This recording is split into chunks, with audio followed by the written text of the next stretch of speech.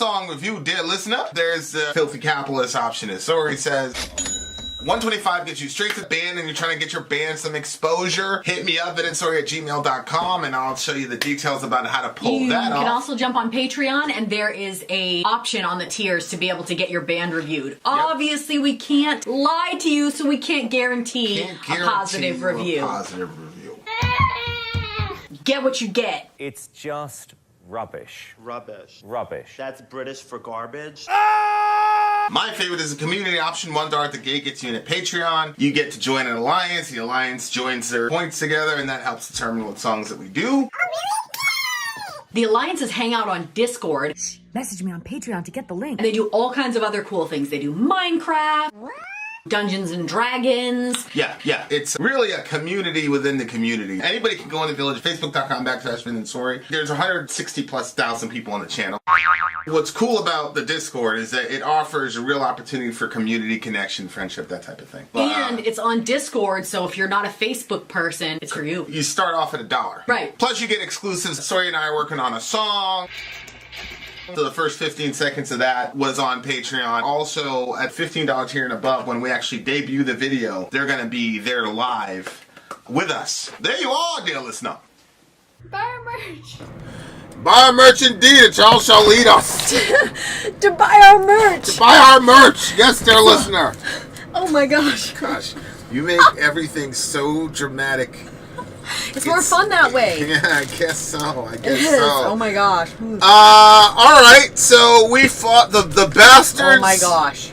At, I don't know who to really blame for this, but you can be assured, dear listener, we have spent the last 1 hour and 35 minutes trying to figure this shit out. Your boy Vincent finally did figure this shit out. He did. He stayed at it. I stayed at it. I was like, you know, it's like that thing in Lost where like Charlie was dead and then Jack is like, no, it was like episode 2. Remember when Charlie was hung from the thing and he was like, oh, he's dying, oh no, and then Jack is like, no. And Kate's like, Jack, leave me alone, give up. Dude, she's been wrong literally every time, dude. Anyway, I refuse to do it, dear listener. I said I am not going to let a night pass and let technology overcome me. And I came through victorious, dear listener. Victorious! People aren't going to give me my credit, but we all know what it is. Yep. All right. Having said that, it is an Alliance stream. Thank you to our patrons. I won't be able to watch the show. Oh no. It was only episode 2. How did you not know? Oh, are you serious? That's why I said spoiler alert. Oh man, I thought everybody had seen it. No, how could you think that? There's so much stuff that you're like, what? You haven't seen that? You know what I mean? Like, there's got to be more people like me in the world. I can't be the only one. Look at that. Vin slew the Terminator. Vin is a prototypical badass. You know, I'm not gonna lie to you. When I was in football, they had this kid, and literally the kid's name was Terminator. That was his nickname. Really? Yeah, Asian fella. Okay. So everybody was like good? talking about, because we were undefeated at the time, everybody's like, yo, y'all ain't gonna be undefeated once you play this team. They got this kid named the Terminator. Okay. So me and my buddy on the D-line, we made it our business every single play to hit that kid. Really? Every single play. And you know, this was before anybody cared about CTE or broken bones. And yep. I used to walk on the field. We used to walk past the ambulance and tap it for good luck. Are you serious? Yeah, they had an ambulance stationed out there for tap it for good luck. Okay. Yeah, folks, for hurting folks. Chris has a favor to ask anyone on the stream a question, so go for it. All right, guys, can you pull up the thing so we can get into it? Yeah. Yeah, I'm ready. I am ready. Are you? Actually, do I have my computer? I do. I have my own computer back. Excellent. We swapped everything around. We were like redecorating this to make it work. I'm so glad we're not redecorating, but what's up? Yeah, you're it's all good. We're good. I didn't read the full thing. I saw it was an apology. We're good. All right. Love your videos. Thank you, buddy. Let's I thought you were saying you love their videos, and I was like, oh, somebody we know. Okay. Christian, you did not miss King Diamond. No. You would have if everything went the way it was supposed to go. Or the way we thought it should go. But bless God it didn't. So you're not going to miss King Diamond. All right. Guess what? It's time for King Diamond. All right. Let me get that timestamp, babe. That is 12:18. Let's go. They Look said, at that. Diamond, welcome home. You should have it on 12:30. 12:30 is better. I was just announcing the title, but sure. Let's stop the whole thing. There we go. 12:30. So we're doing King Diamond. Go ahead. King Diamond, welcome home. This is from Sin and Glory. We have a bunch of alliances, and those alliances work together to bring songs to our attention by way of Patreon. So, Misery Biz, I believe, is the leader of this alliance. And let's see what they have to say. In Sin and Glory's theme official soundtrack, members submitted songs that were used in a movie or series scene, and also briefly tell about the scene where the song was used and made it memorable. The winner song, King Diamond's Welcome Home, originally from the band's concept album, Them, 1988, was used in a 2006 comedy, Clerks 2. Did you ever see that? No, but I heard Clerks is like a cult 90s hit. Like, you know, we should probably watch that Patreon watch-along thing. Mm-hmm. We should probably do that. Okay. For the patrons. But go ahead. Here's our Cheros, whose pick this was. Brief description of the movie and the scene that the song was used. Clerks 2 follows friends Dante and Randall, the same minimum wage clerks from the first movie, who now work at a fast food restaurant. Both movies are also include appearances from Jay and Silent Bob, played by the movie's director Kevin Smith. Jay is the over-the-top loudmouth, while Bob rarely says a single word. These characters usually remain in the background as they loiter around the restaurant selling drugs and listening to music. King Diamond's Welcome Home actually appears 3 times in the movie. First, when Jay and Silent Bob are first introduced in the movie, they are playing the song while Jay dances along to it. We later see them blasting it yet again, interrupting a romantic moment between other characters. Finally, there is a scene where Randall is teasing a timid coworker when he bursts into singing the chorus of the song. Jay and Bob suddenly appear around them and begin singing with him. I also asked why the song made the scene memorable. Archero said, just being a big mainstream movie and having a band like King Diamond making a prominent appearance was fun to see. Comparable to Cannibal Corpse appearing in Ace Ventura. Really? Wow. I can't think of many examples of that. Yeah, okay. Wow. And thank you for the lyrics posted right here in the card. I really appreciate that. Makes life super easy. Thank you. You're not obligated to do it, dear listener. Nope, you'll just save all marriage. I'm just kidding. That was pretty good. All right. By the way, Hunter, me and you are cool as well. You don't owe me an apology, but I want you to know I don't got no feelings on you, bro. So me and you are straight too. You're a little bro. You're always gonna be a little bro. You heard? All right. Before we get into that song, we're Christians. I got 2 things to say. Okay, one. Jesus Christ is King. This is big homie Brian McDaniel. Hey guys, it's the first time I'm watching your stream. I've been sub for 3 years now. Also, I got baptized today and gave my heart to Jesus. Oh my gosh! Yay! Hey! We're gonna give this guy a free stream for his conversion. No, we're not. No, we're not. But we're gonna celebrate with the angels. We're gonna celebrate with the angels. Really, really good. And secondly, the big homie Chris, he messaged me. He said, "Need prayers for my mom. She has had an infection in her body that started to infect all her organs, and we had to make a tough decision to put her on dialysis." Okay. That's the kidney stuff, right? Yeah. The only chance to survive is being in dialysis for fluid buildup. They're basically giving her 6 months to a year to live. Dialysis is the only chance to save her. Okay? Being in dialysis is she only has a low chance of saving her life. So the dialysis is not even like a catch-all in this situation. So he asked for prayer. Yeah, so I'm not sure. going to say, yeah, we'll pray for you, and then we do 4 songs, we completely forget about it. So I'm going to pray for your mom right now. God, Lord Jesus, you know Chris, you know that he loves you, you know how much he loves his mom, and you know how much his mom loves him and the rest of the family. We're asking you to give her a miracle, Lord, to heal her body, and if it's not your will to heal her body, to give her absolute comfort and peace as she goes on to the next stage. But also, you know that in those situations, it's people left behind. So I pray you give strength to Chris and his family.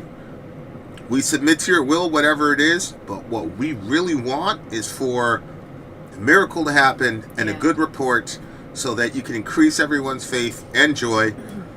But whatever, you're better than Chris's mom. You're better than Chris's family. You're better than my wife. Being with you is better than any and everything. And so, if it's too much for you to keep her here because you want her next to you, we understand. You have that right. But we're your kids, and this is what we're asking for.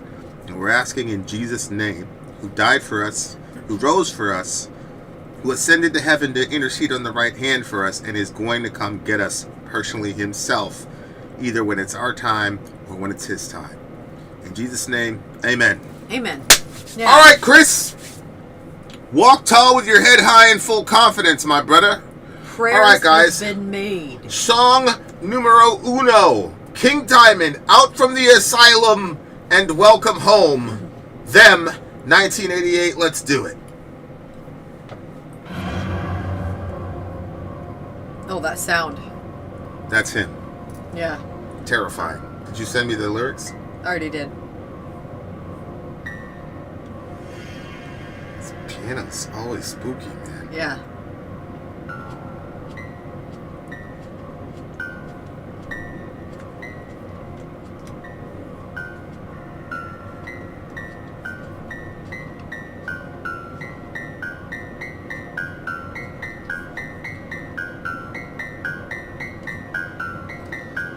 Uncomfortable.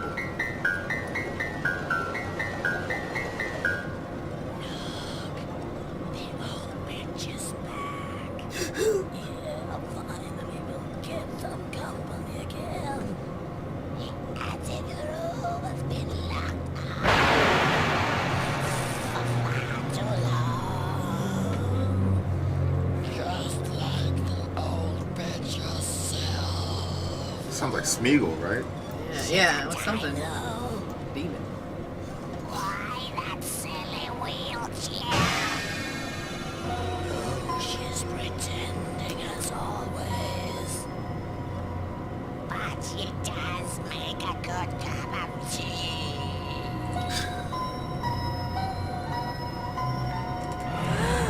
Oh my God, she's here. Missy, listen to what Mother says. Now you be good to Grandma. And remember, she's been away on a long vacation. That goes for you too, King. And stop playing that thing. If you answer the door...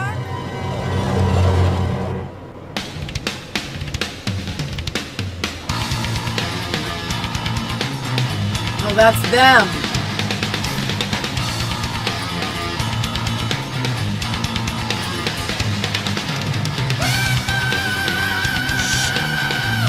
Oh my God.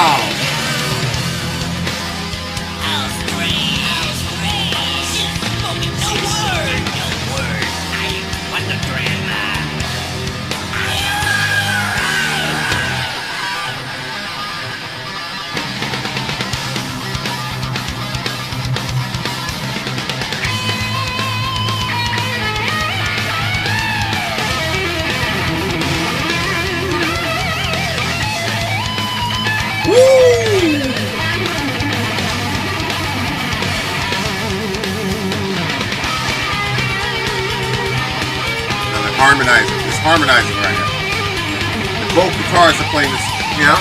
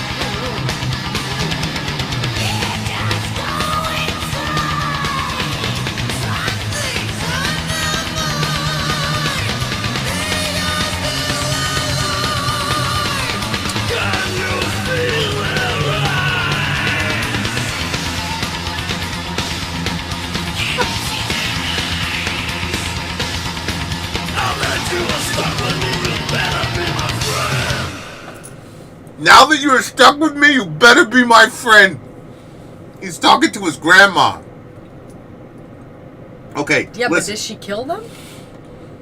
No, I think the grandma's a victim here. It looks like the person's family is like. It looks like grandma's family is kind of sick. Because the kid is saying he wants to touch and feel it. Oh, He said yeah. like, "I want to feel you." Like, Yeah, that was weird. Let me feel. yeah, like I don't know, bro. I don't know. So, Grandma, what was it like to be on that holiday site? Oh, it could have been worse, but with them by my side. In the twilight, they sang all the old lullabies. Archero's saying, I think it was Grandma speaking at the end, though. Yeah, that's what I thought, too. Now that you're stuck with me, you better be my friend. I'm probably, like, behind on my interpretation of these lyrics because I was so blown away by guitar. I'm going to learn this song. Oh, really? Yeah. And my policy is usually to stay away from the solos, but that second solo, I also have to learn. I have to really start tackling solos because that's what I'm weakest at on the instrument. That's your next endeavor, musically. Okay. But this is some of the best guitar work I've heard in such a long time. And we just heard some crazy guitar songs yesterday. But if you're a metalhead at heart, you know how fun it is to play songs like this. It's simple enough for me to play it. Yeah. But it's heavy as hell. It's one of the more heavier. It's crazy to me because, like, when I was first listening to metal, anybody that sang, I was like, oh, it's a soft song.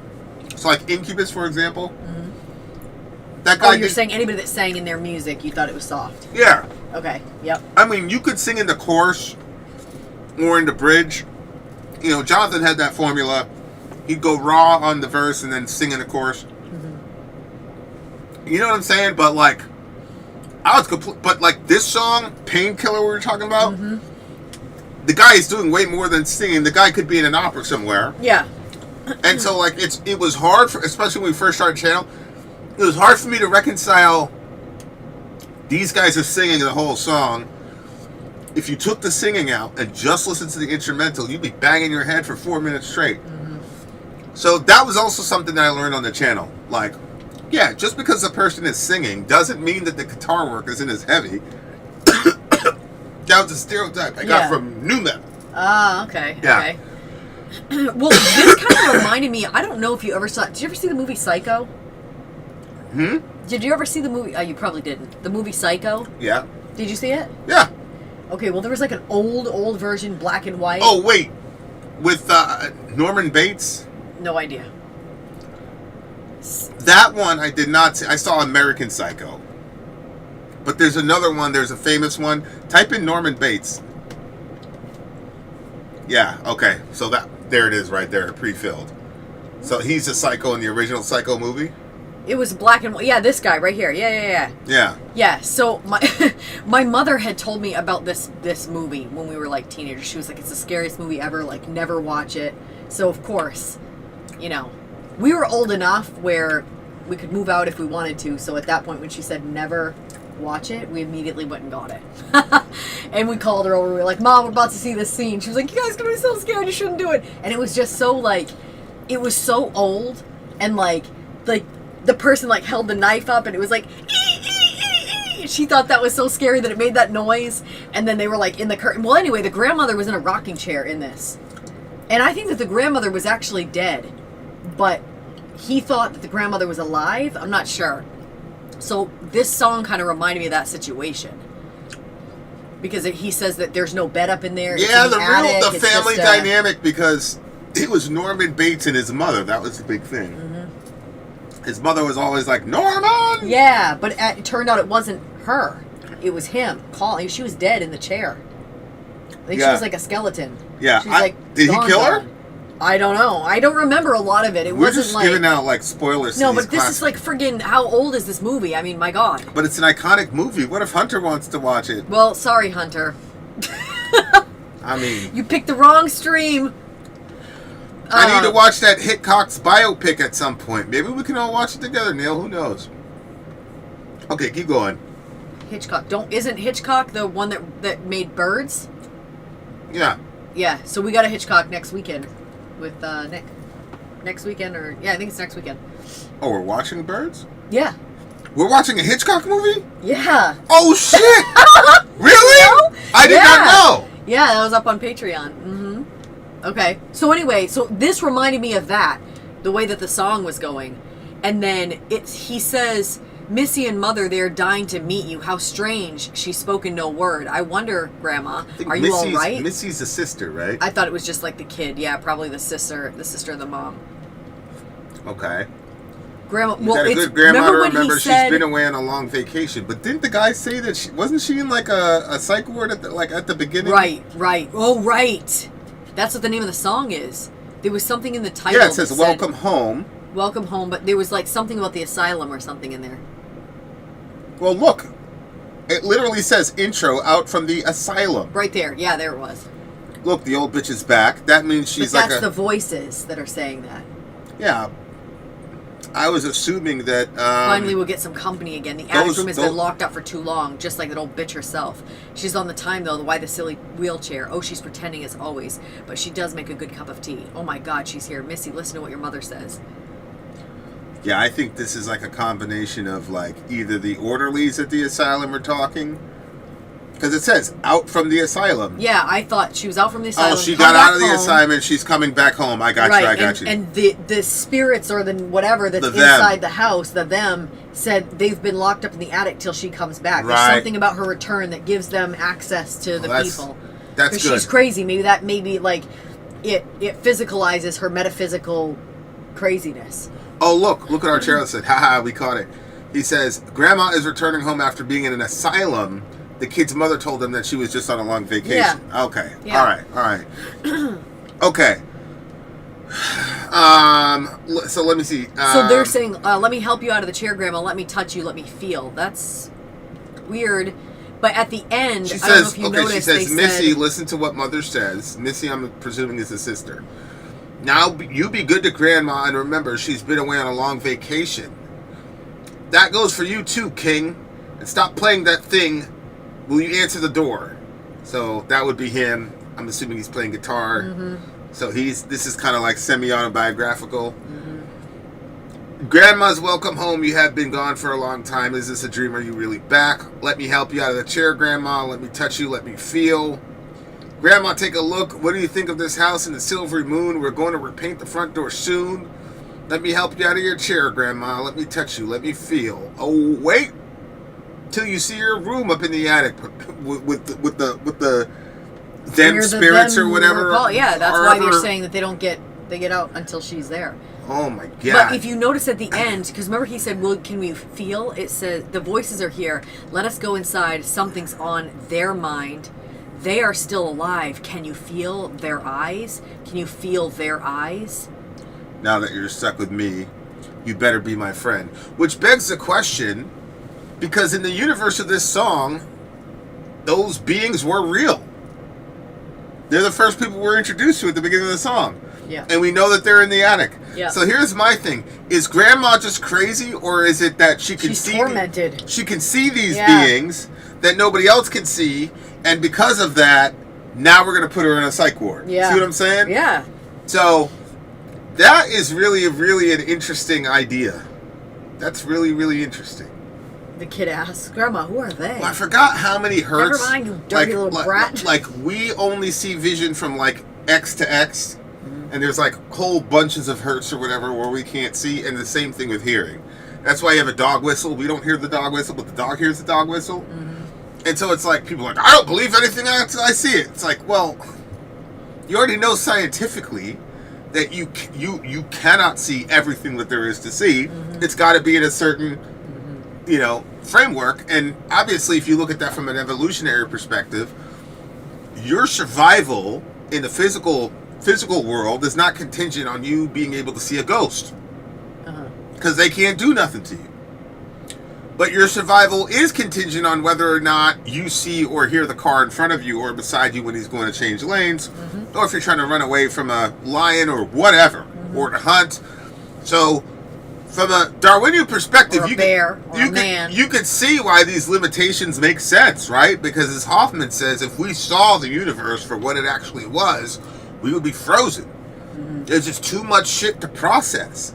And so we are evolved not to see the truth, but to see whatever is going to increase our survival and our progenation of our genes. You'd say the truth rather than the truest reality? What do you mean? Or would you say the truest reality is the truth? No, I don't even think that we have to get to ultimate reality. I don't think that our perceptive senses can even see normal reality. Again, dogs can hear things we can't. Yeah. So we're extremely limited. Yeah. Relative to our sense perceptions as to reality. I mean, we even in a small sense, like, we can't see germs with our eyes, right. But when we look down, then we're like, oh, look, it turns out there's germs. So if that was true, then couldn't there be stuff that's so much bigger that we don't perceive it either, or whatever? It just seems like even right. just on that level, just logically, it seems like other things would be. Right, that's what I'm saying. Yeah. You have very good scientific reasons to believe in the unseen. Yeah. It sounds very pretty, but it's kind of loud. I have the headphones off, so it's a perfect decibel for me. Yeah, I don't know if she was really crazy or if she was just super gifted, which is a horrible thing to say because of the way that people react to people like that. But to me, it's if we admit that there are limits to our sense perceptions, that other living beings can see and hear, for example, the dog whistle or whatever, why couldn't we concede that the remnants of a ghost or something like that could appear and disappear? I don't understand why that's such a crazy idea, but we all know scientifically, there are barriers to the ranges of what we could see. So that's why I'm I'd be careful to say gifted, though, for somebody that can see these things or perceive these things. Because, if you're talking about... Just 1 second. Yeah, go ahead. Dwayne said this. I'm indigenous. I can see many things non-natives can't see. Deal with it. I don't know if he... Non-natives, yeah. He says non-natives can see. I'm assuming he's saying can't see. Dwayne, are you being serious about that? Because if you are, that would be extremely fascinating to me. I'm sure further songs on the album might explain things. I'm sure it does. Somebody said, you can't listen to one King Diamond song. You have to listen to the entire album. I think part of that is dude is always telling a story. Yeah. But, the song's incredible. But it was hard to imagine which part of it they have that was going to be 3 times in that movie. Yeah. Because it doesn't really sound like something that you'd be that's a soundtrack for and to play 3 times, and even at some of those points were kind of emotional. Or what? Emotional points, right? Was it? Mm-hmm. All right. They're bursting a song about it. Okay. What did you think of the song? That's the opening track of the record. Holy hell. It's definitely good. I mean, you expect a lot when you're talking about, you know, King Diamond anyway. I'm going to give this a 9.5. Lyrics were good. Concept, I think, is good. The guitar work was just insane. It's got to get a 9.7 for me. The guitar work made me determined, like, I gotta be better. Just so that I could play something and enjoy something like that. So it was inspirational for you. Yeah, like, there are very few times that's like, I'll say it, like, I'm definitely gonna steal that. Like, that's like, I really took off and went to another level when I was learning that Niablo Scar song. Yeah, you did change. Yeah, that song actually changed you a lot. That song is so hard. Section of time. That song is so hard to play for a person with my skill set that it just opened up so many ideas. Like, oh, you can do. See what I'm saying? Yeah. So this track right here is crazy to me. I'm gonna have to do it. From an untrained ear, I noticed there was a difference when you at that time. Yeah. Yeah, man, 9.7. That guitar work was insane, like top to bottom. The storyline's crazy. Had a lot of spook to it with the narratives at the beginning and the end of the song. But then it had that signature, like, very high-pitched vocalization. But there are also times when he went very low, like at the end, like, you have to be my friend, you know? Like, just the song itself was just, like, every aspect, you're, like, way above average on everything. And right at the start, it would, like, had that real creepy sound to it. I actually got a chill at the beginning of the song. Yeah. Indigenous are more open-minded than others. Y'all call it superstition. I know. The Western mind, man. I'd like to hear that. It's up for a serious rude awakening in the next 3 to 5 years. Unbelievable. All right, guys. This is just the beginning, you losers. We will see you on the other side of the break. Finn out. Sorry out. Gone. I'm Finn. I'm sorry. If you would like to get your song reviewed, dear listener, there's the Filthy Capitalist option. As Sorry says, 125 gets you straight to the head of the line. You don't have to be a part of the alliance. You don't have to be part of the group. Wait a minute. And the biggest thing is you don't have to wait. You hop, skip, and jump right in front of everybody. 125 gets you there. You do that 3 times, and then get mashed down to the $75 rate for perpetuity. Yes! Also, there is a band review option. So if you've got a band and you're trying to get your band some exposure, hit me up at insorry@gmail.com, and I'll show you the details about how to pull that off. You can also jump on Patreon, and there is a option on the tiers to be able to get your band reviewed. Obviously, we can't lie to you, so we can't guarantee a positive review. Get what you get. It's just rubbish. Rubbish. That's British for garbage. My favorite is the community option. $1 at the gate gets you in at Patreon. You get to join an alliance. The alliance joins their points together, and that helps determine what songs that we do. The alliances hang out on Discord. Message me on Patreon to get the link. And they do all kinds of other cool things. They do Minecraft, Dungeons and Dragons. Yeah. It's really a community within the community. Anybody can go in the village, facebook.com/FinnandSorry. There's 160,000+ people on the channel.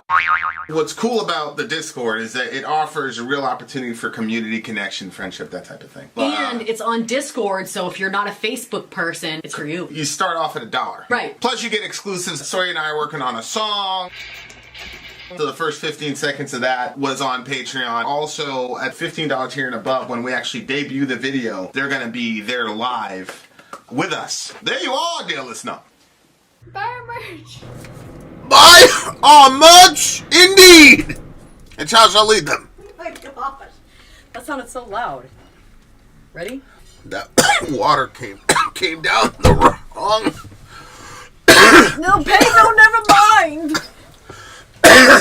Tell the people what's next. What they've won? What you've won is song number 2 on our Alliance stream. This is for the XU Alliance. Kalendros is the leader of that. See, that's the purified water. You're funny. Instead of the spring water. Yeah, I know, but it was all they had. And, you know, we're about to have a hurricane, and purified water would be better than sewage water, babe. You're disgusting. Continue. A disgusting woman. This follows the same format as our Thrash Then and Now poll, says Kalendros. This being the then. One of the most legendary and respected death metal bands still active today, Obituary, also hails from the Tampa, Florida, shout out to Florida, area, as many of the classic metal bands do. Let me tell you something. I remember being in school in Southwest Junior High School in Palm Bay, Florida. And I heard these two skater kids talking about two bands. And it was Korn and it was Obituary. And I remember that kid talking about Obituary because at the time I was like, why would you name your band that? Mm-hmm. I didn't understand the whole death culture thing yet. So anyway, fun fact, continue. Okay, well, Obituary, however, is often cited as one of the most successful death bands of all time. Wait, Florida death metal is no joke. Show me these spots, because we're going to be playing soon. Show me these spots. We're going to have to go and find these places. Go ahead.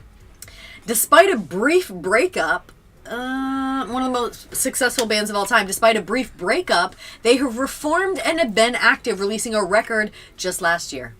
This is from their 1994 album of the same name, World Demise. World Demise. Name of the song is the name of the song is also the name of the album, which is World Demise. The name of the band is Obituary. This is for the extreme underground. Shout out to Kellandros. Shout out to our patrons. And some of you guys have been with us a really long time. So just put down 4530 on there, on that timestamp. Thanks, babe. 4530. Yeah. 4530. 30. All right. Let's go. I read the Obituary every morning just to make sure I'm not on it. All right, here we go. Interesting. I'm going to use that as an intro on one of our songs one day. Yep, do it. There's a lot of things you can do with that. Yeah, there is. World Demise. Here we go. World Demise. Obituary, World Demise. Let's do it. You got the lyrics?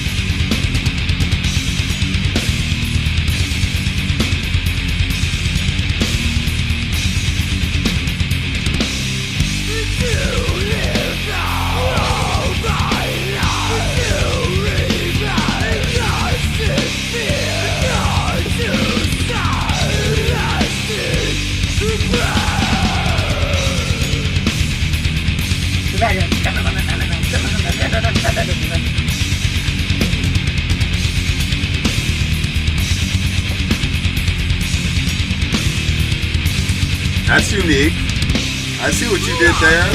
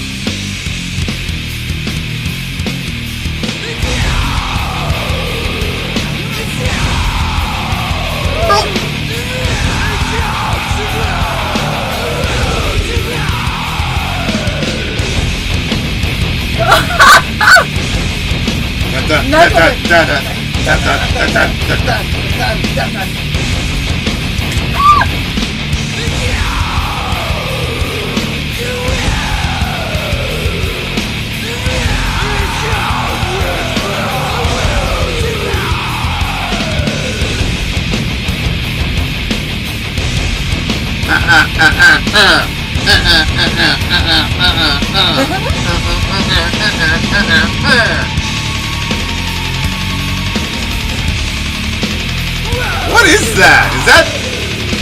Yeah. Is that some sort of double kick, Kel? Is that some sort of double? Yeah, I know. I'll just rewind it back here. Yeah, we missed too much of the song. We got to rewind it. Yeah, that's right. That's nothing to do with me. But Or Kel, me. what was that? Was that double kick? When he goes, I've never heard double kick sound like that. We continue.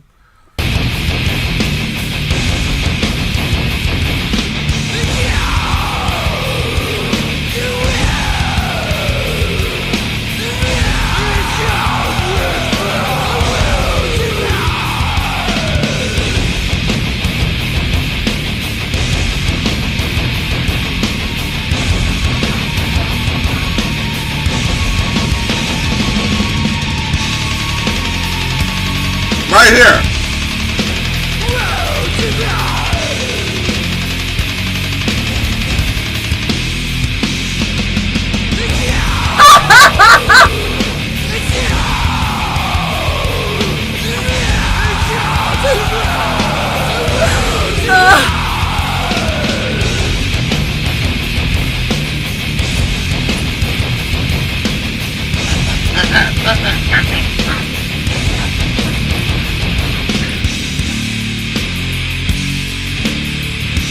Pound you into the ground.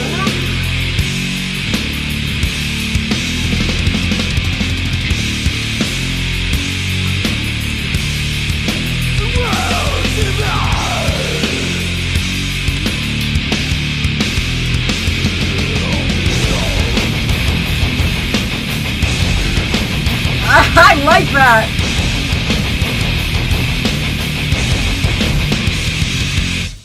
Oh my Lanta. That was different. Oh, okay. I feel like that there Lanta. should be like a score for like sliding scores. Because when this song first started, I was like, Agreed. no. Agreed. No. I was And then like- it kept like going. And then I felt like that it was like, you. Like the song by the end, it was so like aggressive. It like just kept like pounding into you. See, I knew, who was it?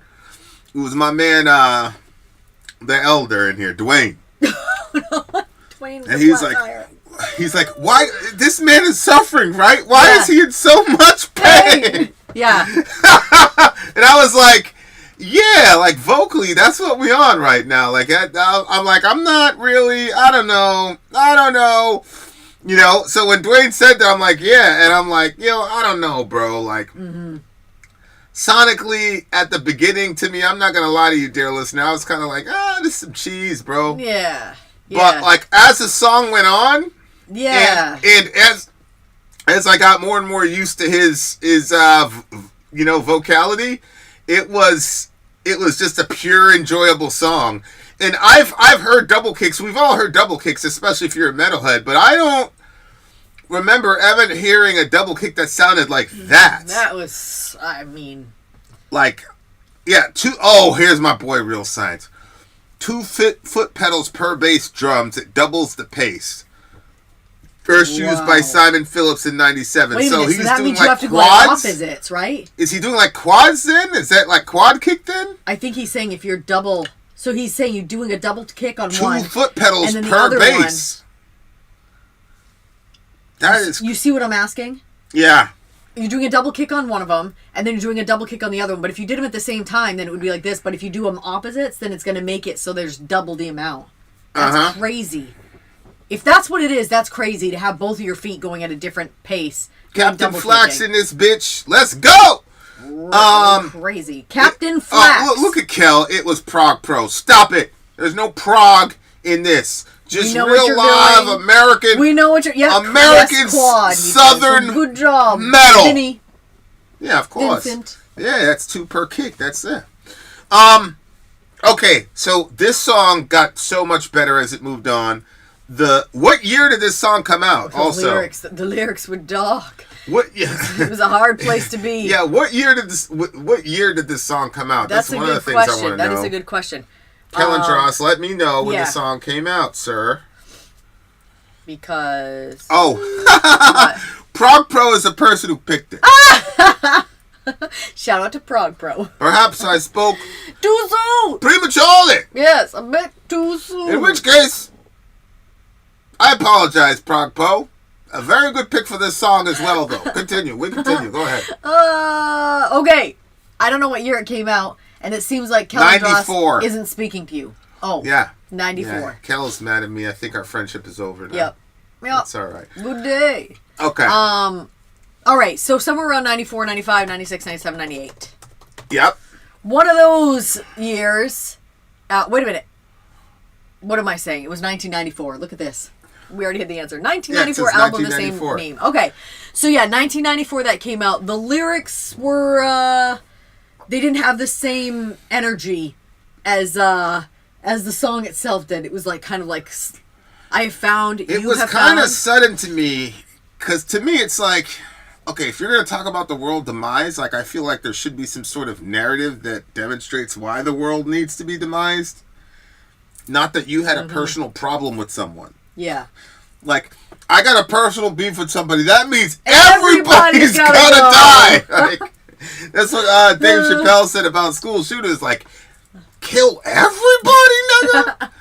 What do you say? Like, have you tried weed? He goes to the list. What the hell? Like, all the things that you say kids should never do. He's like, maybe you should try these before doing a school shooting. Look Crazy. at Kel. Kel says, if our friendship was over every time you misspoke, we'd have stopped being friends long ago. All caps. I actually think he's right. I think he's right. Okay. God bless Kella John. Subhanallah. I can't believe he's been around this long.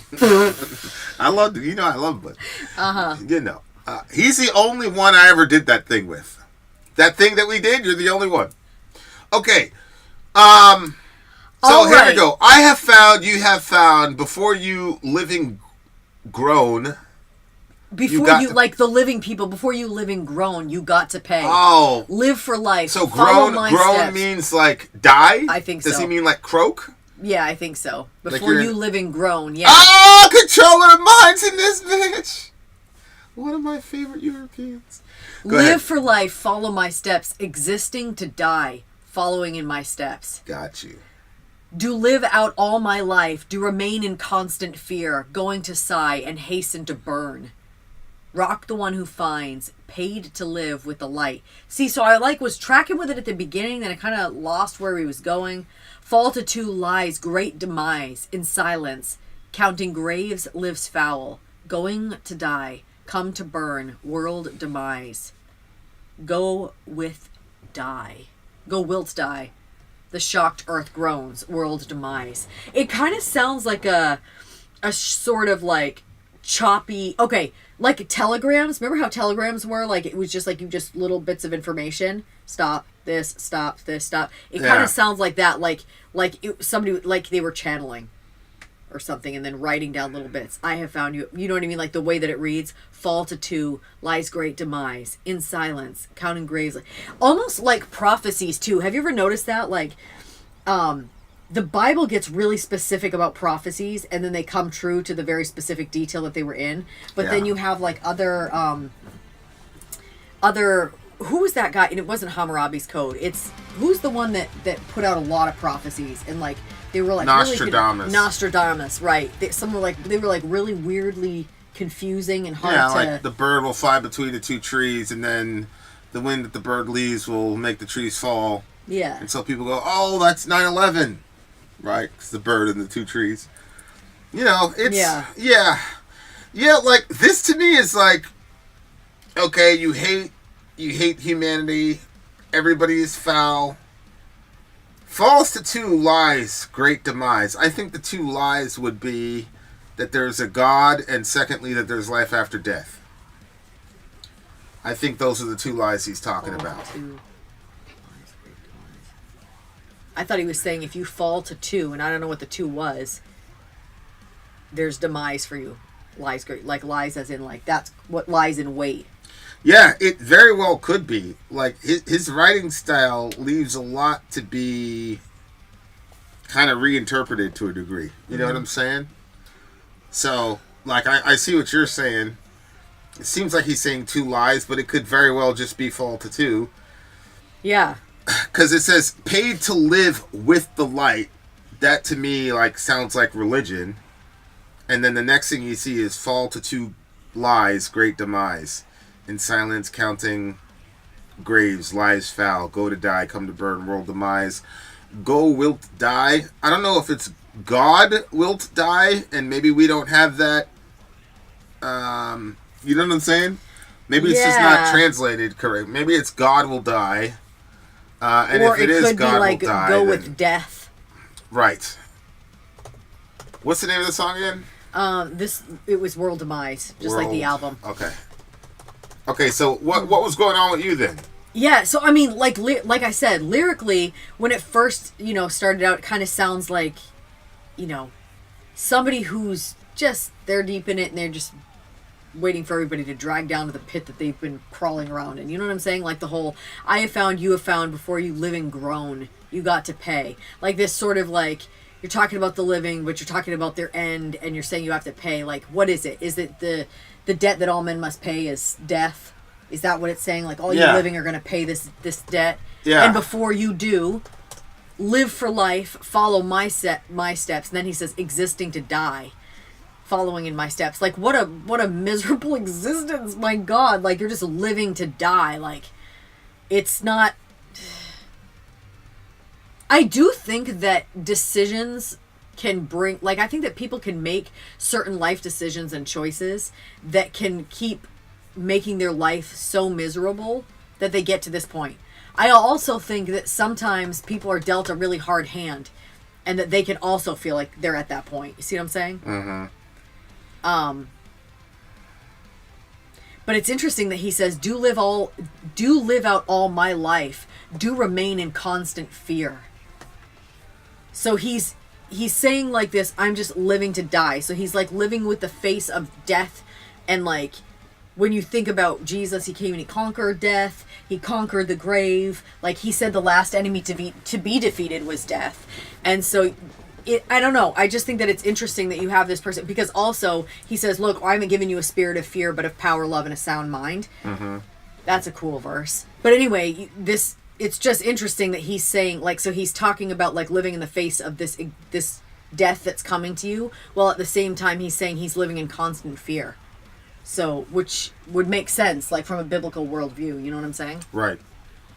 Yeah, it's interesting, going to sigh and hasten to burn. What kind of burning is he talking about? Is this like an acceptance of hell? Well, it goes down here, go to die, come to burn, world demise. I just think he's not a believer in any of this stuff. It looks like religion is just, what people use as a coping mechanism. But then he's got some sort of thought processes that says the world should just end. And that's how the song ends. Like, the world is supposed to end with world demise. Mm-hmm. So... the concept of existing... come to burn, world demise. So you think that the burning is the ending of the world? Yeah, that's what it looks like to me. Yeah. Okay. Yeah. But yeah, it's like I said, the song itself, to me, like the vibe of it and everything, I thought it would be such a cool song to be at a show. I really wanted to be like in a concert for that song. Yeah. I'm like, man, crazy. that would have been crazy. Yeah. Hard, especially yeah, and you that. feel it like in your chest when they're like playing it like so loud. Yeah, that would have crazy. That would have been crazy to see this band live. So and I'm hearing from everybody that they're like really good live. Oh, okay. You know what I'm saying? That's what I was thinking. And then like lyrically, I was kind of like, geez, I feel bad for the homie. But yeah, I mean, it was an interesting song. I find it interesting, but I'm not sure whether or not I like it when I don't feel that the lyrics match the vibe that the song puts out. You see what I'm saying? Like, if I want to listen to like a sappy, sad song, I want it to have some sappy, sad lyrics. And so this song was like, let's go to a concert, but like we're all in a crew, but we're like feeling it. And then we were like, embrace your impending doom, the debt you must pay, you plebe. I don't know. I really like the song though. It's actually a 9.7 for me. That's a pretty... See, my thing about worldviews is that at some point they're all presuppositional. Like, I had a friend, he's like, prove God. And I said, well, God says he exists. He thinks, therefore he is. And he's like, that's circular reasoning. I said, don't you realize all of us have to use circular reasoning in order to think clearly? He said, what are you talking about? I said, you believe in the laws of logic? He said, of course I do. I'm a rationalist. I said, excellent. Prove to me the laws of logic exist without using logic. Mm-hmm. Yeah.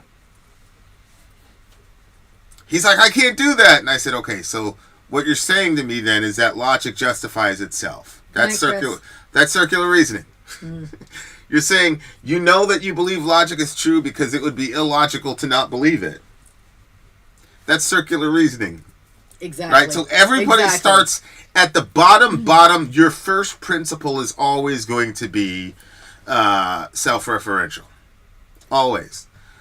And then you say, okay, well then if everything is self-referential with everybody's worldview, how do you know which one is real and which one isn't? And I say very simple. If you have a authentic, real, and true worldview, you will apply it and live it out to the best you can in your life. That your life lived tells what your actual worldview is, right? So like, I can say I'm pro-life all I want, but if I don't care about Gazan children, the only people that will believe that I'm pro-life are people in my little silly circle. Everybody else is going to be like, this kid doesn't care about Gazan children. He can't be pro-life. Mm-hmm. So the way that you check to see if a person's worldview is actually real is, can they apply it in the real world on a Tuesday? Nobody can apply nihilism and its implications on a Tuesday. You know how I know? Because the people that do apply that end up in prison or dead. Mm-hmm. Right? So for me, it's like... Right, yeah. It's like you can't stay consistent with that view of the world in the world that you inhabit. The only people that are really consistent with that worldview are people who shoot up schools and shit. Because if it doesn't mean anything, ultimately, if you're just a pile of, protoplasm and liquid and some calcium, what does it matter? You say, well, their parents care about them. So? Who cares?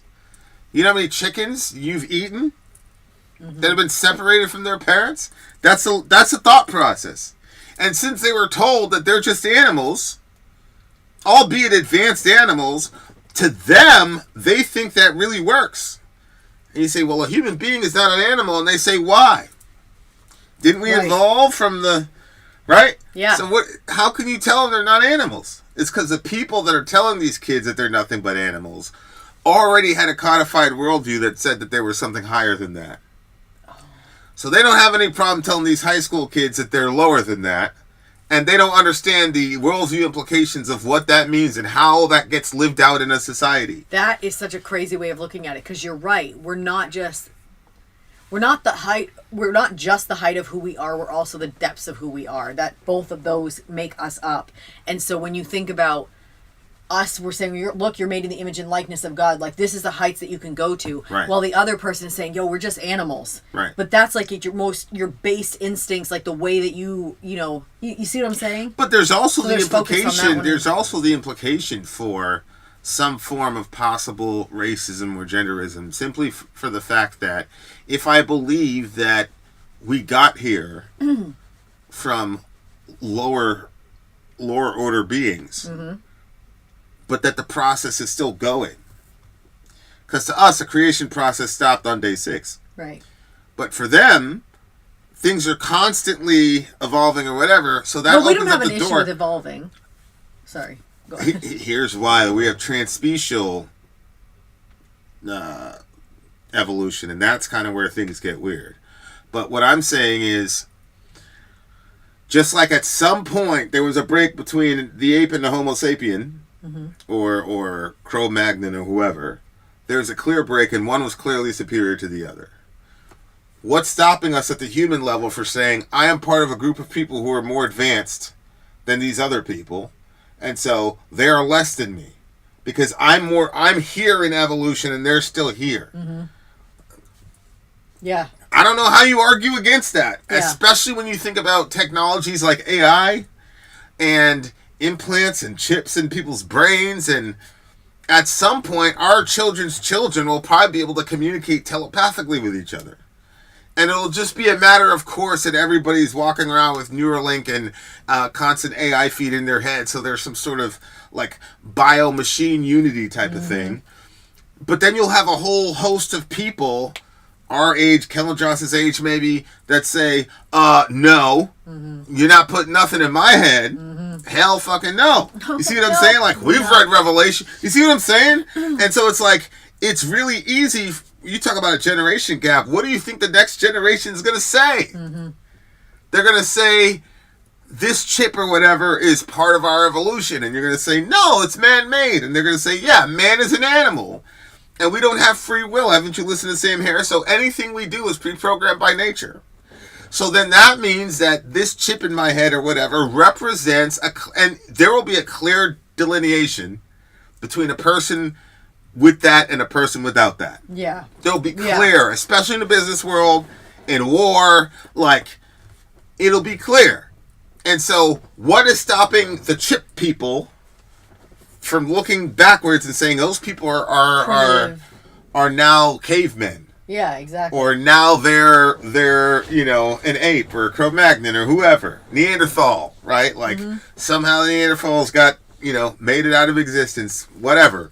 But like, what's stopping them from saying that? There's Savages. Exactly. You know? You would be a savage because the things that it would take you and I 3 or 4 minutes to answer, they can answer instantaneously. Yeah. So at some level, how could you even measure intelligence?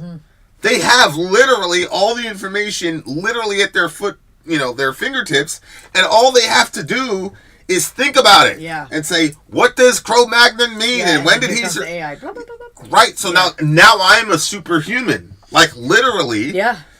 And now it's going to be like, do you want to date somebody that's you see what I'm saying?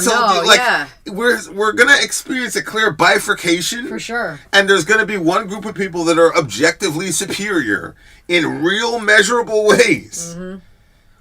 You cannot say that about the white man is the devil. Like, there's nothing that white people do that's different from what human beings have done forever. So when a person says the white man is a devil, they're speaking emotionally, they're speaking about their experience, but they're not making an objective statement, right? And so, or niggers are dumb, they can't read. It's like, well, I mean, we invented libraries, I think we could read, you know, Alexandria, Egypt was in Africa. Like, so those are biases and bigotries. Those are not objective facts. But if they say, I don't know what they're going to call people, non-coms or whatever, or vanilla people. I don't know what they're going to call, but they're going to come up with some slur. And you wait, all you pro-choice people, all you people who say being a human is not enough to keep you safe. What's going to happen when there's a whole race of human beings that are bio communities or whatever, and you are objectively inferior to them, literally objectively inferior to them at a orders of magnitude level? So now it's not just a bias or a bigotry or something stupid like white people are the devil or niggers can't read. Now it's going to be literally non-coms don't know how to and you don't. What's going to happen to you? Because being human is not enough to keep you alive. Think. And those people will have objective data to justify where they're going to go that you do not have with a baby. And if you and our entire society is good to do that to a baby, what do you think they're going to do to a 30-something who refuses to play ball and is hindering the progress that we could make? We could all be at Mars if we you see what I'm saying? And so it'll be so easy. You're taking up the resources, but you're not able to output as much as I'm surprised that there hasn't been a miniseries or show about that. Yeah, I agree. Well, remember that one? Well, it's not that, but it was like, was it Super? Oh yeah, I probably don't want to say anyway. Yeah. But it had a sort of like. Black Mirror is terrifyingly prescient. Yeah, I mean, it could really do that. So when I see songs about like just the mass extinction of the world, I'm like, okay, that's not a worldview that he can live consistently. Because if he did, he'd have to start with his band and all of his fans, right? Yeah. Because those are the people he interacts with most. Yeah. He doesn't really believe that. He feels that emotionally, but he doesn't really believe that. And we have a worldview where we can go with what we believe, think, feel, and act can all be harmonized. Yeah. And if what you believe, feel, think, and act can all be harmonized, then you're on the right track. Every other worldview, I believe, has a glaring flaw in it. Islam, very obviously. A Muslim man cannot live the way Muhammad lived and survive in the Western, most of the world. Mm-hmm. Go propose to somebody's 6-year-old daughter in America and see what happens to you. You see what I'm saying? Like, nobody can live that life, you know, depending on the region you're in. And so a Christian could say, I am trying to live as like Jesus as much as I possibly can. Nobody's going to be like, oh no, this guy's going to really fuck us up now. But if somebody said, I'm trying to be like Muhammad. Yep. I'm trying to be exactly like Rasulullah sallallahu alaihi wasallam. Well, hold on. Everybody's like, oh, for real? We'll get the guns. Mm-hmm. So, my point is, it's a worldview thing. It's a very interesting take of the world. And it's very interesting to me how quickly we go from 0 to 60. And how judgmental we are of God flooding the earth. But we keep saying it needs to happen again. Mm-hmm. Really good song, though. I'm going to give this one a 9.5. I loved it.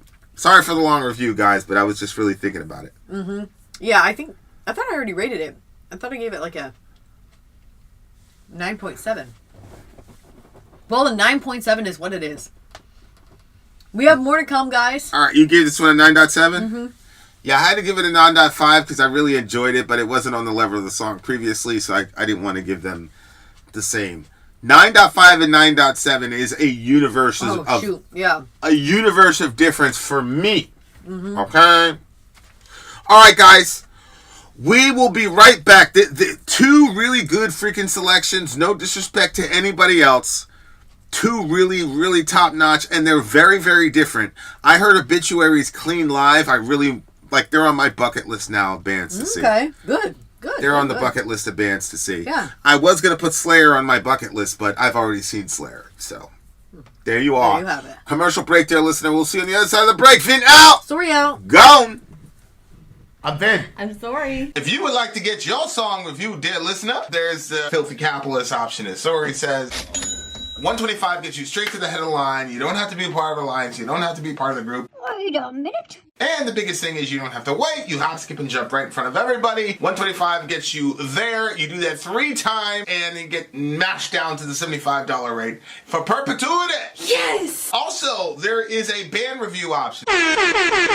So if you've got a band and you're trying to get your band some exposure, hit me up at instory@gmail.com, and I'll show you the details about how to pull that off. You can also jump on Patreon, and there is a option on the tiers to be able to get your band reviewed. Obviously, we can't lie to you, so we can't guarantee a positive review.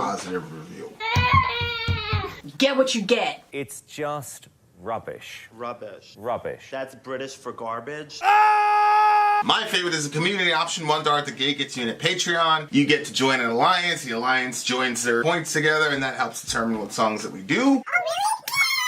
The alliances hang out on Discord. Message me on Patreon to get the link. And they do all kinds of other cool things. They do Minecraft, Dungeons and Dragons. Yeah. It's really a community within the community. Anybody can go in the village. Facebook.com/VinandSorry. There's 160,000+ people on the channel. What's cool about the Discord is that it offers a real opportunity for community connection, friendship, that type of thing. And it's on Discord, so if you're not a Facebook person, it's for you. You start off at $1. Right. Plus you get exclusives. Sorry and I are working on a song. So the first 15 seconds of that was on Patreon. Also, at $15 tier and above, when we actually debut the video, they're going to be there live with us. There you are, dear listener. Buy our merch. Buy our merch indeed, and shall lead them To buy our merch. Yes, dear listener. Yes, dear listener. Yes, dear listener. Death metal. This is from the Extreme Underground. Death Metal Now. Can you say the name of this? No. Chthe'ilist-Into Into the vaults. Into the vaults of Ingurgitating Obscurity. Ooh. This is the second part of our death metal then and now. This is the now. So the band is a Canadian death metal band from Quebec, Canada. I'd say shout out to Drake, but this song is from their first and Shout out only to Drake. Say it for my daughters, nigga. Yes. Protect your sisters. This song is from their first and only full-length released in 2016, though they did not put out an EP 2 years later. They have been silent ever since. 1/18/35. The subject matter in their songs... The subject matter in their songs is highly unusual for a death metal band, as many are based on the story from the classic Zelda game. Okay. Chthe'ilist is how you pronounce it. Oh, okay, Chthe'ilist. Thank you. Majora's Mask. The song, however, is Lovecraft influenced, but is based on their own original concept. Lovecraft is that show we were watching, right? For half a second. Okay. He's the one that came up with Cthulhu. Metal. Cthulhu, you know, the little monster or whatever, or the big monster. Mm-hmm. Yeah. Shout out to Lovecraft. Let's check it out. All right. Just interview Mike Scheid from Yob. He's a dead ringer of Lennon, of a looking like if Lennon was a biker. Mm-hmm. Okay, guys, so this is... How did he pronounce it again? Look at this. Much talk about wanting to see this and that band live, but when I send tours of certain bands like Insomnium, Enslaved Amorphous, Vintage Story never end up going. Oh, maybe that's because we have 7 children and we need a little bit more warning. All right, let's get into it. That may have something to do with it. Okay, let's check it out, you guys. Let's go into the vaults of Ingurgitating Obscurity. Woo! This is a Californian, no, a Canadian band. So Quebec. Quebec. Let's check it out, shall we? You send me the lyrics? Yeah, I already did. All right, cool. He got shot by this dude named Mark David something or another, Hunter. He was assassinated, to be honest with you. I feel like John Lennon was at the level where assassination is probably appropriate. And like Chris Rock was saying, like... That's interesting. You can't say... I guess we only do that with political figures. Puff kept saying that Biggie was assassinated. And Chris Rock was like, man, stop. That nigga got shot, bro. That's it. He didn't get assassinated. Martin Luther King, Malcolm X. I do think you could put Lennon in that category. Although the guy... I don't know why he shot. But anyway... Rest in peace to John Lennon. Into the vaults of Ingurgitating Obscurity. Did you send me the lyrics? I did. All right, let's do it.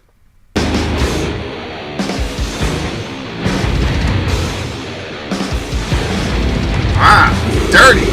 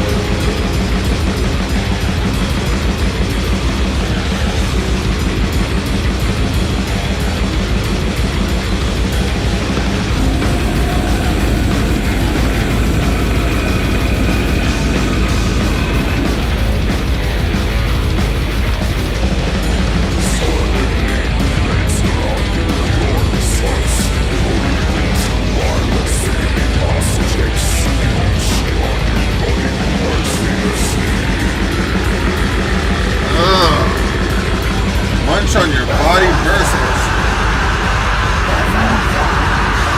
Oh my god.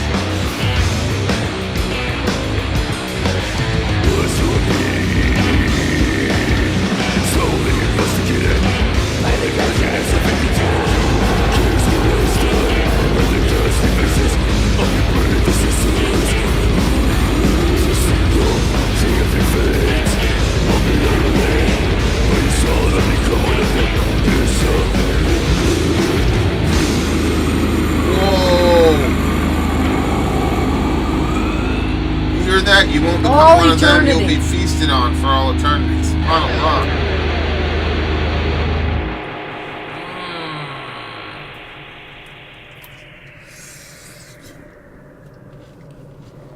You shouldn't have went where you weren't supposed to go. See, they're eating this nigga right now. They're eating them right now. It's his bones cracking as they're eating him.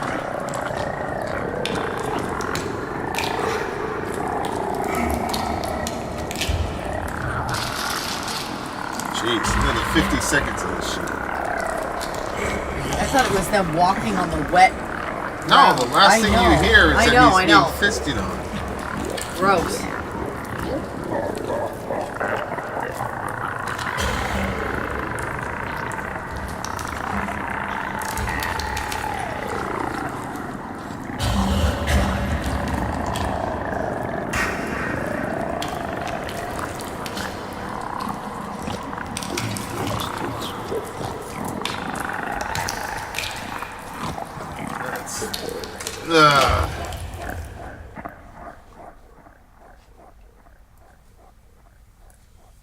That was legitimately fucking disturbing, bro. That last part. Yeah. That was Okay. really, Wow. really Nasty. disturbing. Holy hell. Jeez. Nasty. All right, go ahead. I don't even want to spend a lot of time on this song. I'm not gonna lie to you. I mean, this is the type of shit that I do not watch in horror. It's shit like this. Mm-hmm. Mm-hmm. But I guess they did their job because that's what they're trying to. Did you hear in the song when they were saying it was after this is the gateway of the passage that leads to the realms of how would you say that? Ethereality? Ethereality, yeah. And we are the slumbering guardians of this entrance, which mortals are forbidden to enter. While the shapes dissipate into a cloud, you hear multiple distant piercing shrieks that reverberate against the vault walls. Come to us, you hear them cry out. Sadistic laughter resonates in your ears as you attempt to find your way through there. But the point that I was going to say was there was like one part where I think it kind of sounded like the creatures that were in front of the gateway were the ones, because it said that the immortals couldn't enter over there. Yeah. And it sounded like that they were saying when they were like went to kill him, they were saying immortals. I think it was like creepy sounding. Did you hear that part? I don't see where he says that. It says which thing? Grotesque, phantomic, infamously deformed mouths and deafening choir, the spirits chanted. Where do they say that he's eternal? Well, first of all, he's going to be, you shall be feasted on for all eternity. That happens to him at the end of the song. I don't think he was eternal before. I think he was immortal before. And then they go after him. As you journey through the what is this word? Like pestilence? Yeah, basically? pestilential. Mists of a forsaken marshland, you search for the hidden entrance that will lead you to the domain of Iliodum. You find a moss-covered mausoleum. How do you say that? Mausoleum. Yep. This sepulchre of your forefathers, and you dig beneath the tombs, finding a tunnel beneath the ground. As you enter the vaults of the ingurgitating obscurity, the blood-chilling, eerie calm that surrounds you makes your body tremble in fear. Through the cryptic gloom, you hear the shadows whisper, their voices echoing in a silent, sinister discord. My mind must be playing tricks on me. As you find an arched entrance, the shadows suddenly become distinct shapes, grotesque, phantomatic entities with obscenely deformed mouths. In a deafening choir, the spirits chanter, "This is the gateway of Eliodun, the passage that leads to the realms of ethereal reality, and we are the slumbering guardians of this entrance, which mortals are forbidden to enter." And then I think, like, he goes around in there, and they say that those catacombs is going to be his grave, which means he was a mortal before, and then he ends up. Suddenly they surround you, the floor starts devouring your feet, while sickening, obscure shapes munch on your body mercilessly. I mean, we gotta think about, like, what the hell does this have to do with Zelda? Well, yeah, that's what I was Zelda's like a little bit surprised, because it's not like that, yeah. But the subject matter in their songs is highly unusual for a death metal band, as many are based on the story. Most of his, but... This song, however, is Lovecraft. This one is not one of those. Okay, all right. That makes sense. I'm like, it's based on Lovecraft. It's Lovecraft influence, so that makes more sense. Where did Kellandron see Zelda in that? I'm like, I don't know. Yeah, bro. I was looking for some Zelda doing. That's pretty. That's pretty harsh for the homie. Yeah, and then it ended so grossly. Yeah. So I guess. Yeah, it's just horrible, and it. Honestly, like. People are going to take this for whatever it is, but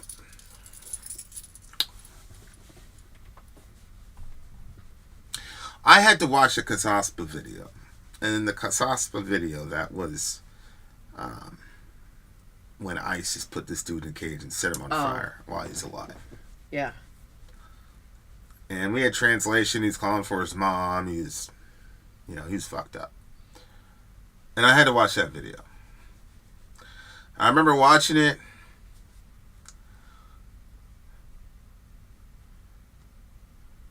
and I thought to myself, these people need to die for sure. People that did this to this kid, they got to die. And it was not even a revenge thing, because, like, I didn't know him. I'm not Jordanian. But it's just, you got to go. You just have to go. And then it was propaganda mostly, but the president, I think, of Turkey at the time was part of the Air Force, or Jordan was part of the Air Force before he became the president. So he jumps in an F-15 and he does some runs himself. And everybody's like, yeah. And that's when God said to me, yeah, so you're mad at them for burning this guy alive? And now you're going to celebrate this guy in this F-15 bombing the shit out of these people. And we all know, if you're not within a certain radius of the, of the contact, that you don't get blown up. You just burn to death. And we have, you just burn to death. Like, I'll say it this way. White phosphorus is illegal. Okay, I'll explain what it is to you later. I'm getting to a point. White phosphorus is illegal, but what if you have a country that has so much of a technological advantage that they have a version of white phosphorus in their arms that is undetectable to UN weapons inspectors because they're so far ahead of everybody? Mm-hmm. And so, if you know what arms those weapon systems, then it was like, it's clear a lot of the most people who are going to die are going to burn to death. You know that. I said, yeah, I know. And he goes, all right. But then there was like a real back and forth with me and God, and this is where it gets controversial, because I don't know who is in my head, but I've seen and been through, but like that was different. Really? Yeah, that was different.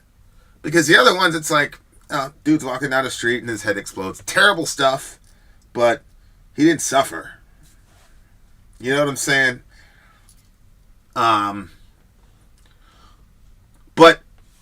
But as I'm watching the video, it was a crazy moment. Somebody said to me, who I couldn't see, "You think this is bad, but you're saying that God's going to do that to him for eternity." And I was just like, yeah, I cannot accept that. I just can't accept it. I just can't.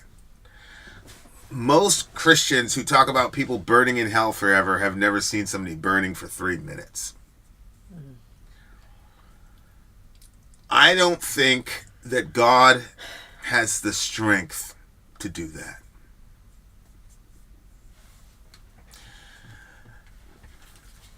So, yeah, I mean, and I know, especially in our tradition, you're only supposed to do theology with your mind. You're not supposed to do any theology with your heart. That's our, especially my tradition that I came out of. But I was like, I'm sorry, there's no way. There's just no way that my God does that. I don't believe it. And, you know, so obviously, now I'm completely at peace with the fire passages in the Bible. I think it's pretty clear why they're there and what they mean culturally, historically, exegetically, you know, theologically, whatever. But you're not gonna. Huh? You're not gonna say it. Yeah, I mean, I don't think that's pertinent for this particular review. I'm just saying, like, having to see that. Yeah. I'm like, no way. Because, like, for that guy in particular, when you're talking about the problem of evil, I'm like, okay, he suffered for 3 minutes, but maybe this is going to catalyze people to put ISIS to an end once and for all. And so there's some sort of redemption. But if somebody's in there for all eternity, there's no redemption. That's the entire point. Yeah. That's the entire point. And I'm just like,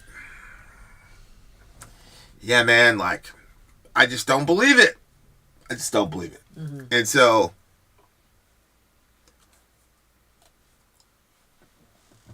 like I said, it's only controversial because in my tradition, you're supposed to do all your theology with your head. As if your head isn't affected by the fall. Yeah. Yeah. So your heart, that's affected by the fall. You can't trust it, even if it's compassion. But your head, which is also affected by the fall, as a matter of fact, it talks about a darkened mind and a darkened heart in Romans 1. And so, like, they're the same thing. So, like, they're both corrupt. So this whole thing where Reformed dudes just lean on their intellect at the expense, the purposeful expense of their feelings, like, I used to think that was, like, the only safe way to do theology. But I was wrong. It's not. Like, your whole person has to be involved with theology. And that's something that situation explained to me. Yeah. Was that your entire being has to do theology. It can't be all heart, because you're going to be nothing but an emotional fool, and you're not going to be able to give anybody anything solid. And it can't be all head, because you will drive people to jump off fucking mountains and kill themselves. Oh, God decreed the death of your child for his own glory, and you shouldn't be upset about it. You should rejoice. The Bible tells you joy is the fruit of the Spirit. So if you're angry at God or upset that he took your child from you, then that's wrong to say. It just is. Like, so, yeah, like, this song, like, I don't like the song at all. I hate it. I'm never going to listen to it again. But it really does push into your face, like, you're saying God's going to do this to somebody. Because he's getting eaten for all eternity. Yeah. Yeah. So you're saying that God's going to do that to somebody. You know what I'm saying? Like, there's enough ways to make hell without God having to be the active participant. And that's why Romans 1-3 is so important. Because it shows that when God gets really mad at people, he doesn't set them on fire. He just leaves them to their sin. And the kind of life and society and norms and mores that would create after 150,000 years, it would be what you would describe as hell now. But see, I don't even know, like, the wicked in all eternity. I think as the process happens, they're losing the image of God, meaning they're also able to lose the ability to even reason and even sense that I'm in a bad situation and there's some sort of alternative. Yeah. So, anyway. Do you ever think it has anything to do with also, you know, like, when somebody's... Sometimes, like, really evil people don't want to be around really good people unless they can take advantage of them. But if they can't take advantage of them, they can't stand being around that really good person. And so there maybe is a sense in which people in that situation wouldn't want to be around God because you're not going to pull anything over on him. You're not going to get anything from him. You see what I'm saying? Yeah. No, you're 100% right. So I hated this song to death. I'm going to give it a 9.5. Just because I hated it so much. I have listened to hundreds of songs on this channel where people try to fuck with us. Yeah. And like... This one really grossed you right out. It wasn't gross. It was just the concept of this guy being in this situation forever. With no release. Yeah. I can't even think about it because that is such a stressful thought to me. Like... Because every bad situation you find yourself in, you always can, like, look for, like, oh, well, this would change it, or that would change it. You know what I mean? Like... Everything. We've got a resurrection, for goodness sakes. You know? 9.5. But that, for all eternity, you're just being consumed? No, my gosh. Brutal. 9.5 you gave it. I'm giving this one a solid 8.9.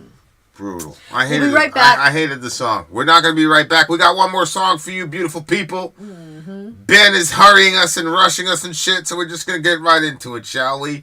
This next song is from Noiduin or something like that. What is it? Noiduin? Noiduin. Noiduin? Somebody Spell that phonetically. Yeah. Sound that out for Archero. What's up, Cardim? Cardim in this bitch.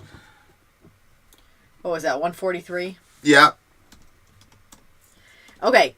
Let's see what we have here. This is Alliance Rock of Ages, whose leader is a Misery Biz. The comment is the winner of Matt S.'s theme, folk rock, acoustic rock, was dark folk group Noiduin, hailing from Pori, Finland, my hometown. Is Kai here? Shout out to Misery. Wait, was this Misery, right? Yeah, this is Misery. Yeah, but Finland, you know, that's the homie. That's Right, the right. god. Shout out to the big homie Kai. The song is actually a cover of Amorphous' My Kanteleeni song, Oh. which you've reacted to before. This differs from the original stylistically and is sung in Finnish. The lyrics are originally from the Kanteleeni, a Finnish folk poem collection collected by... Oh, can you just pronounce it? Do these people some favors. Elias Lönnrot in 1840. This was Kai's pick. There he is! Ah, okay. There he is! My last try was close. See? There he is. Kai in this bitch. All right, here we go. I'm going to make sure to rate this song very low because it's Kai. And we've got the translated lyrics here, which apparently, we already reacted to, but we're going to put them up on the screen anyway. Where are they? There they are. There they are! There they are. Okay. I love the word truly. You do? Yeah. Why? I don't know. So do I. Truth is such a beautiful word and concept to me. All right. Yes. Let's do it. It is. Are we doing it? Yep. Ready? You took the timestamp? I did. Perfectamundo. Here we go, Let's guys. go. Kanteleeni.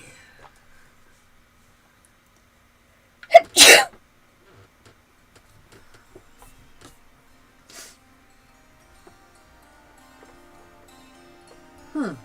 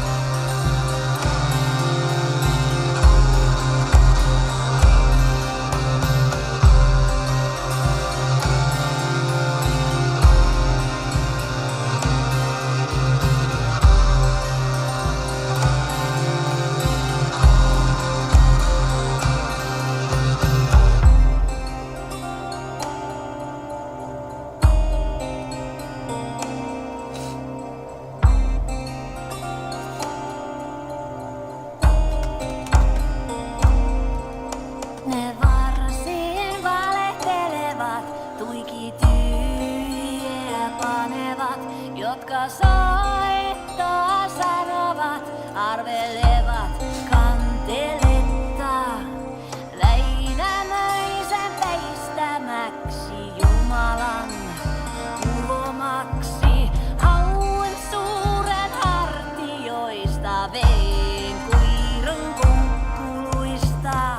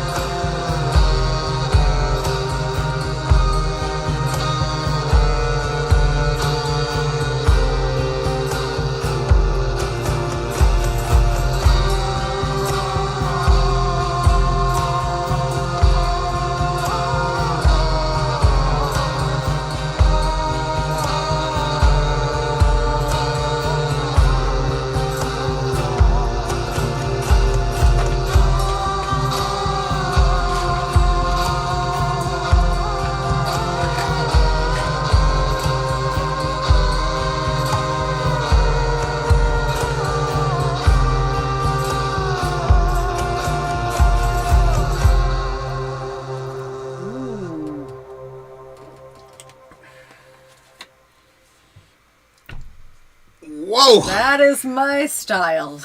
I really, really, really like that pick. That's a really good one. So, like, years ago, Kel had sent me, Kel? what was it? Or Kai? I mean, Kai sent me the Kabbalah. Pretty sure that was the name of it. Mm-hmm. And it had, like, a story in there like this, because, you know, it says right at the beginning, truly they lie, they talk utter nonsense, who say that music reckoned that the Kanteleeni, that instrument, I guess, was carved by Noiduin, was fashioned by a god out of a great pike's shoulders from a water dog's hooked bones. Because, yeah, like, they pulled it out or something, and then they made it out of that. But then they're saying that is utter nonsense, that story. But instead, and then they go into this description, it was made from the grief, molded from sorrow, its belly out of hard days, its soundboard from the endless woes, its strings gathered from torments, and its pegs from other ills. And it repeats that twice. And it's like the instrument itself and the song itself just feels like deep, and it feels like you know how we have like sort of like, you could say collective knowledge or collective intelligence that we've gained as time progressed. And I think that there's a sense in which like we carry collective sorrow and pain. And it's not just, it doesn't necessarily mean it's like just your family, but that it just dates back. So when this instrument coming from that, I don't know, the sound, like the tribal sounds, like the deep beating on the drum, like, I don't know. I loved this. Absolutely loved it. And the way that they did the... Give me a second. We shall return. I don't know if you guys can hear us. Son of a bitch. But just give it a minute and we will see what happens here. That's the one.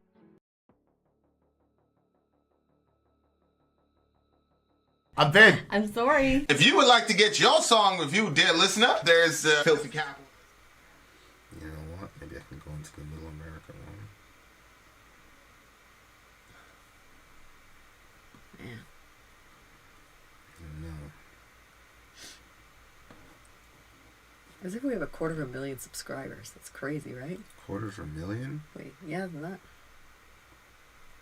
Yeah, that is pretty crazy. I can hear you. Okay, so let's just keep it going. Oh, they can hear us? Yeah, they can still hear us, so...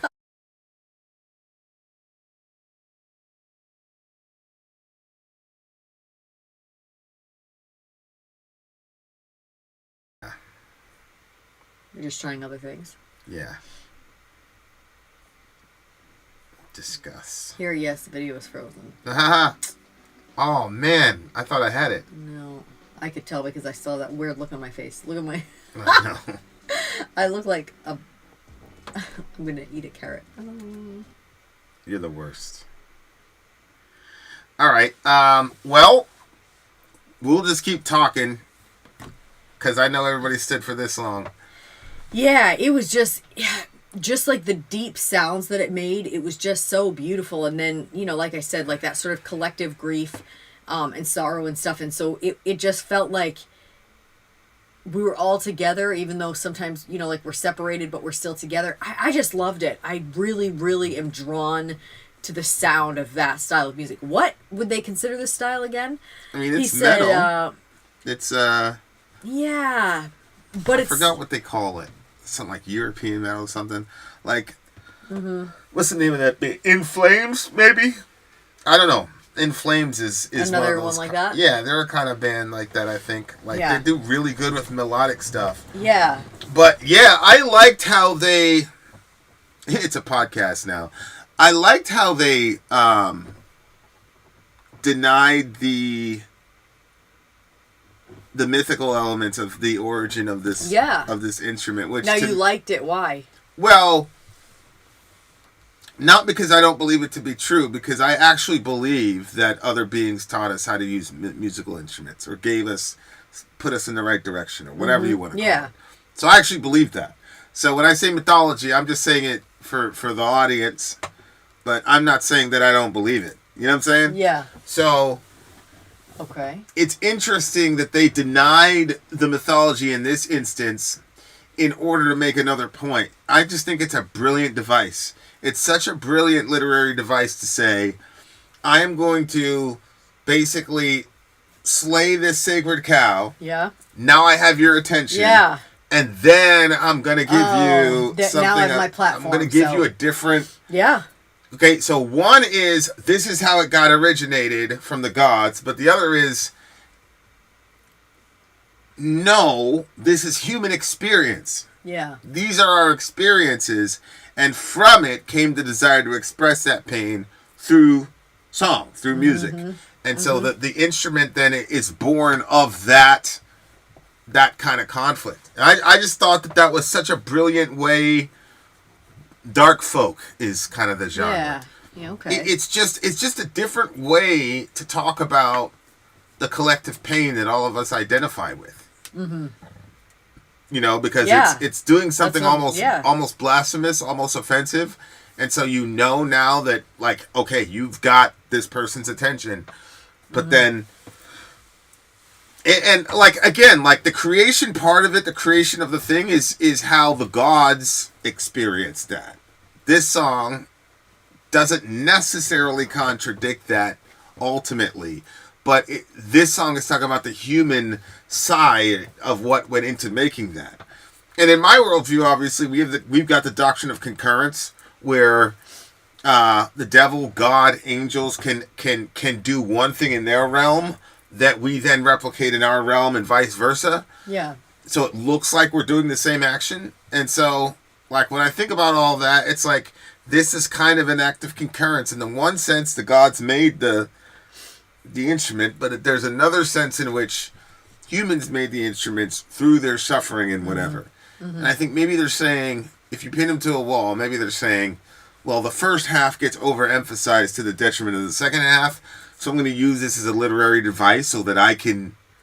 See what I'm saying? So I can get your attention and then give you an alternate reading, alternate teleology for what the hell was going on in the making that instrument. Yeah, were you done? Yeah, no, go ahead. I think that, like you said, when you're hearing that, it's like, okay, this is how it was made, and it makes you think of what was the time period in which this instrument came about. Like, were the people under a lot of suffering, and that from it they like needed a way to release some of that, and so they create this instrument. Like, I do think that there are intentions behind when an instrument eventually came into existence. Like, why?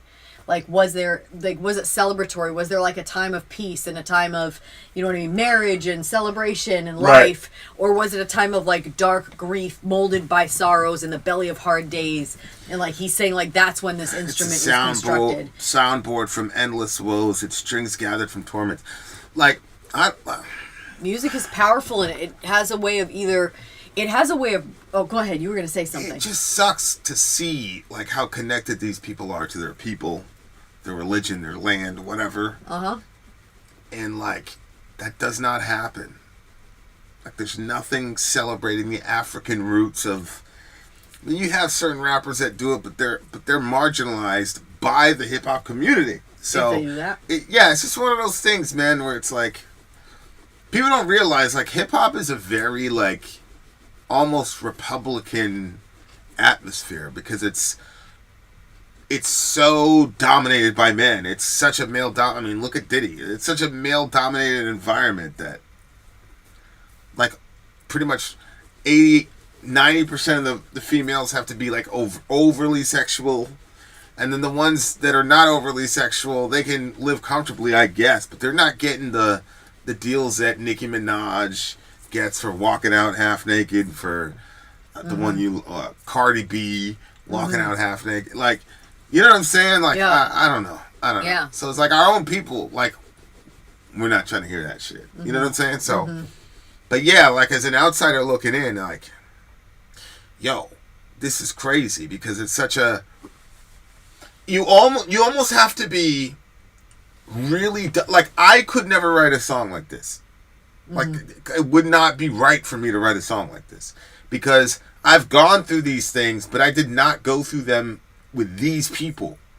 They got their own experiences, You know what I'm saying? And like that to me is like incredible because it's like it came from grief. It was molded from sorrow. It's belly out of hard days. It's soundboard from endless woes.